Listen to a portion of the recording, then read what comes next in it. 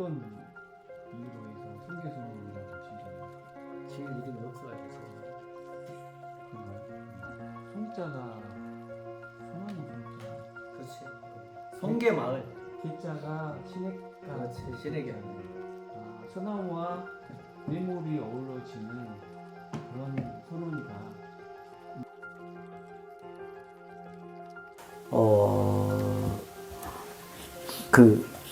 그럼 공자님은 어떻게 표현했는가, 이거를.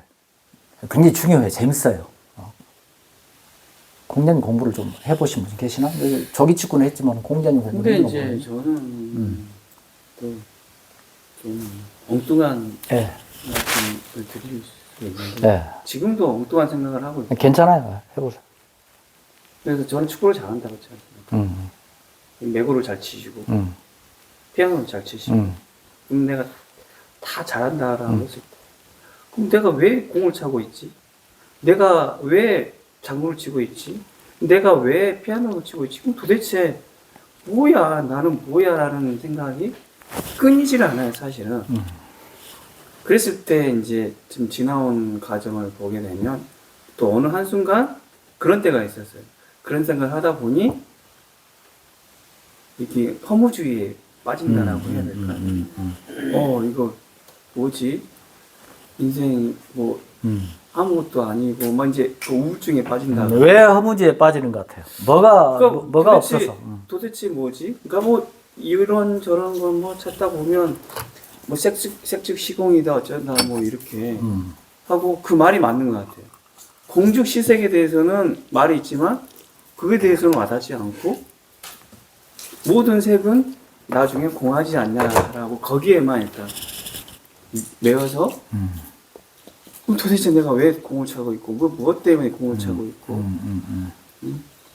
이게 뭐지라는 생각이 끊이지 않을 때가 그 말을 듣고 보니까 나까지 지금 헷갈리면 죽겠네. 올라서로 죽겠네. 끊이지 않을 때가 있더라고요. 하여튼 색즉 시공 공직색 나중에 두고 그것이 같은 말 같아도 좀 다르고 또 다른 말 같아도 같은 부분이 있고 그러거든요. 그 색즉 시공과 공즉 시색이라고 하는 표현은 이 반야심경에 나오는 핵심어예요. 그런데 사실은 우리 고등학교 때 배우잖아요. 그 무슨 뜻인지는 모르고 배웠겠죠. 근데 이거는 그 보편성에 가는 길과 보편성에서 고유성, 특수성으로 돌아오는 길, 소위 상승의 길과 하강의 길, 두 가지 길을 다 표현하는 말이에요. 그러니까 진리에 대한 공부를 할 때, 아까 공부 이야기 했잖아요. 그러니까, 이 두 가지 공부, 양쪽 방향을 다 하는 공부다. 그런 공부를 인도에서는 우리가 베단타 사상, 비이원성, 불이 공부, 불이론, 뭐 그렇게 표현을 해요. 그건 좀 나중에 하고, 그 공자는 금방 우리가 문사수라고 표현했던 붓다의 지혜의 정석, 소위 제가 공부의 정석이라고 말했던, 그것을 어떻게 표현했는가 제가 한번 읽어볼게요. 한번 우리 따라서 해볼까요? 학이 불사 즉 망. 학이 불사 즉망. 학생들이 소리가 너무 적네. 자, 학이 불사 즉 망. 학이 불사 즉 망. 사이 불학 즉 패. 사이 불학 즉 패. 학 배우다는 말이잖아요. 지금 우리가 계속했던 이 문에 들어있는 말이에요. 문. 그러니까 여기서 뭐 다른 사람 어떻게 해석하는지 모르겠는데 저는 이 학을 붓다의 문으로 해석해요. 그러니까 자, 학 배우나 이는 말리을 이자니까요. 배우나 불사. 불사는 뭔 말이에요? 사유하지 않으면. 그렇죠. 사유하지 않으면. 근데 뭐 생각이 없을 수는 없잖아요. 그 무슨 말일까요? 여기서 불사라는 말은 자기만의 사유, 독창적 사유, 창조적 사유. 그렇죠? 구슬이 서마라도 깨지 않으면 뭐 그런 말이죠. 학이 배우나 불사하면 적은 뭐뭐 하면 이렇게 그런 뜻이니까요. 자, 배우나 자기만의 사유를 하지 않으면 자기만의 창조적 사유를 하지 않으면 어쩐다? 망이 무슨 뜻이에요? 망한다. 망한다? 잊어버린다. 네, 그런 말하고 비슷해요. 원래 이 망은 없을 망자예요. 없어. 배우는 거나 안 배우는 거나 차이가 없어. 똑같아. 배웠어. 근데 내만의 사유를 안 해. 그럼 저기 그냥 안 배우는 거 똑같은 거야. 지옥 씨가 뭐 충격받은 게 있어? 나 여기 올리고. 찔린가 봐. 그러니까 이게 쌓이고 계속 문을 하면 듣기만 하고 흘려버리고 잊어버리면 뭐 배우지 않은 어. 거랑 같다. 집으로 돌아가면 잊어버려. 그러면 진짜 이제 없어져 버리잖아. 아닌 것 같은데 굉장히 겸손하신 거 같아요. 겸손해서 그런 많이 거지. 겸손하시네. 그지. 우리는 알겠지. 더 이상 볼 일이 없습니다 이제. 이야. 그래서 여기서 굉장히 중요한 의미가 있어요. 여기서 우리가 요즘 그 공부하는 사람이 많잖아요. 막 박사도 하고 나이 먹어서까지 만학도들도 많고 그래요. 그리고 자격증을 따는 공부도 많이 해. 근데 여기서 이 정석에 의하면 내가 배우나 사유하지 않으면, 나만의 독창적 사유를 하지 않으면 그건 내 것이 아니다. 이거 뭐 배우나 안 배우나 똑같다 이런 말이니까요. 도로함이 타보다. 그 다음에 말이 또 재밌어요. 한번 봅시다. 여러분, 굉장히 이게 공자적 사유의 논어에 나오는 말인데, 사실은 이 논어의 말이 현대인에게 얼마나 중요한 것을 가르쳐주고 있는가, 시사하고 있는가. 그래서 뭐 고전 하죠. 인문학 하고. 그리고 논어는 이 공자님은 또 우리 동방에서는 또 베트남까지 최고의 교주였고 스승이었어요. 그죠? 옛날에는 공자님이 와도 뭐 이건 못해. 뭐 이런 말 많이 했잖아요. 자, 두 번째 한번 따라서 해보겠습니다. 사이 불학즉태. 사이 불합즉태. 사는 생각을 사자예요. 생각을 많이 해. 생각을 많이 하나 배우지 않으면 배우지 않는 어쩐다? 위태롭다. 위태롭다. 혼자 생각을 많이 하는 사람 있잖아요. 그죠? 좀 내향적인 사람, 뭐 이런 사람들이, 내성적인 사람들이 혼자 독방에, 자기만의 공간에서, 뭐 산속에서, 그럴 수 있어요. 자기만의 공간에서, 이 말은 무슨 말이냐면 공간 얘기하는 게 아니고, 그 객관적인 지식, 그죠? 다른 사람들과 소통할 수 있는, 통용되는, 호환되는 그런 지식의 보편성, 그런 걸 습득하지 않고, 다시 말하면 제대로 된 지식을 누군가로부터 배우지 않고, 제도권으로부터 배우든 스승으로부터 배우든, 그렇죠?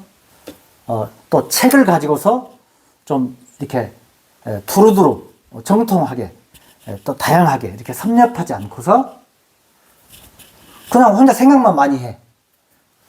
배우기는 이만큼만 배웠어. 요만큼만 배웠단 말이야. 근데 생각을 이렇게 많이 해버려. 그럼 어떻게 된다? 위태롭다.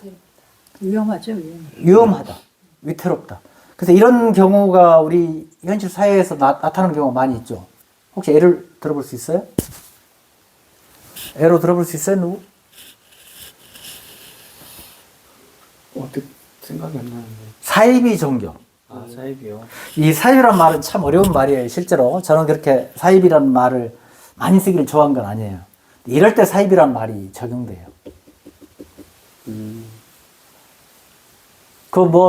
터미널 같은 데 가면은, JS한테는 많이 겪어봤습니다. 많이 겪어봤죠? 네. 도를 하십니다. 네, 그런 세포를 하십니까? 그렇죠. 따라가봐도 가봤어요. 따라가 봤어요? 저 호기심이 있어. 좀 도대체 뭐 하나. 그 조상신이 어떻고 저쩌고 해서 제가 그때도 한 20년 전이었을 것 같아요. 공부할 때. 네. 한참 신림동에서 사법시험 공부할 때. 조상이 뒤를 받쳐주는데 어쩌면 도를 하시니까 따라가봤죠. 그죠. 그런 경우가 지금 제일 이 경우란 말이잖아요. 위험한 경우잖아요. 근데 아까 우리가 공부의 정석을 말할 때 붓다의 지혜의 정석에서는 세 가지 단계가 나왔죠. 세 가지 과정이 나왔어요. 소위 커리큘럼이 세 단계의 커리큘럼이 있었단 말이에요. 네. 문사수가 있었는데 여기는 뭐만 나왔어요? 문과 사만 나온 거예요. 근데 문이 학으로 대체됐다. 그렇죠? 문과 사라고 하는 것이 아까 붓다에게서는 뭐 위험하다, 뭐 망이다 이런 말을 안 썼잖아요. 네. 그런데 공자에게서는 굉장히 이 부분이 강조돼서 대조돼서 잘 표현이 됐어요. 근데 공자의 공부가 굉장히 이런 면에서 설득력이 있고 굉장히 그 유용한 측면이 있죠. 좀 실용적이에요, 실은. 공자 공부는. 붓다는 수행의 공부이기 때문에 그 단계를 설정하는 데 있었던 거고, 공자는 이 두 가지의 우리가 공부의 요소가 있는데 이 요소가 어떻게 그 통합되고 종합되어야 되는가, 이런 측면을 이야기했다고 봐요. 뭐 이제 저는 이제 그 두 가지, 이 세 가지 문사수, 그 공자에서는 학과 사. 혹시 도움이 좀 됐나요? 혹시 질문 있으시면 질문. 아주 좀. 사부님, 저는 다 기록을 했습니다. 공부가 이제 아주 명쾌하게 다 왔습니다. 문을 잘 하시는 거예요, 기록은. 필기 노트를 저는 그 평소에도 문사수로 네. 수업에 임하고 있기 때문에 네. 사부님 저는 그래서 잠깐만요. 선생님들은 되게 배우는 걸 잘해요. 가르친다고 하는 교자 있잖아요. 가르친다라고 하는 것은 실은 배우는 과정일 수 있고요. 잘 배우는 사람이 잘 가르쳐요. 그러니까 제가 선생님 특징을 보면요, FM대로 배우고요, FM대로 배우는 사람들이 FM대로 가르칠 수가 있습니다. 선생님 중에서 좀 상대적으로 차이가 있을 수 있어요. 수까지 강조하고 있습니다. 수. 그거를 조금 가벼운 단계로 연습, 프랙티스, 그럼요, 체화, 맞아요. 그것까지. 수학 문제를 해도 풀어봐야 되잖아요. 수학이 중학교 단계에서 수학이 목적이 아니니까 그럼요. 태도를 가리키는 거. 그렇죠, 그렇죠. 수까지. 예. 오늘도 열심히 프랙티스를 강조하고. 멋진 선생님이시네요.